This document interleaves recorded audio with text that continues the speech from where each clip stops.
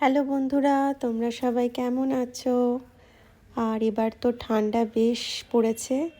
আর কালকে রাতে আমি ডিনারে খেয়েছিলাম রুটি আর ব্যাগন ভর্তা, সাথে ছিল স্যালাড আর ধনেপাতা পুদিনার চাটনি।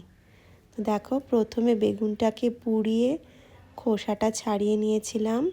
তারপর অল্প সর্ষের তেল গরম করে তাতে পেঁয়াজ কুচি দিয়ে হালকা করে ফ্রাই করে নিয়েছিলাম। আর তারপরে তাতে টমেটো কুচি আর লঙ্কা কুচি দিয়ে আরেকটু ফ্রাই করে নিয়েছিলাম। আর অল্প হলুদ আর নুনও দিয়েছিলাম। তোমরা যারা ঝাল খেতে ভালোবাসো তারা আরও বেশি লঙ্কাও দিতে পারো। এইটা খানিকক্ষণ ভাজা হয়ে যাওয়ার পর যে বেগুনটা পুড়িয়ে রেখেছিলাম সেটা কেটে নিয়ে বা তোমরা স্ম্যাশ করে নিতে পারো, যার যেভাবে খুশি করে নিও। দিয়ে তারপরে এটা দিয়ে দিয়েছিলাম আমি।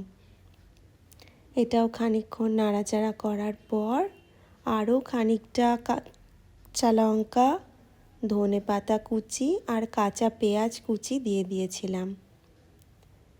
দিয়ে হালকা করে নেড়ে গ্যাস অফ করে নামানোর আগে একটু কাঁচা সর্ষের তেল দিয়েছিলাম।